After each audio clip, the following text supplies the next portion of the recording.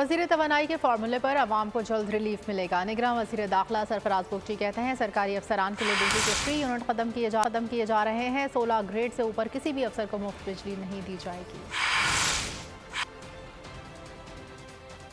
आवाम जो है वो हमेशा से इम्पोर्टेंट रही है, लेकिन मुल्क की हालात आपके सामने हैं। प्रायोरिटी आवाम को देनी है और आज भी बड़ी मैराथन सेशंस हुए, कल भी आपको पता है सेशंस हुए थे और अब कल कैबिनेट में मिनिस्टर पावर जो है वो एक फार्मूला लेकर आ रहे हैं और उसकी अप्रूवल होगी तो ज़ाहिर है वो अनाउंस होगा। तो 63% पॉपुलेशन तो जो गुर्बत की लकीर से नीचे रह रहे हैं उनका तो पहले ही टेक केयर किया गया है। जो रिलीफ पैकेज आ रहा है, आवाम का दर्द तो यकीनन हर फोरम पे मौजूद है और जिस तरीके से वो फ्री यूनिट्स की बात हो रही थी उसको ख़त्म किया जा रहा है फॉर एवर के किसी को ये नहीं है कि ख़ास तौर पे 16 ग्रेड एंड अबव कि वो फ्री यूनिट्स लें या बिजली सस्ती लें।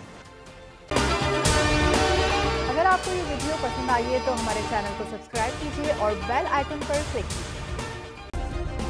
सब्सक्राइब करें और बेल दबाएं ताकि कोई खबर रह न जाए।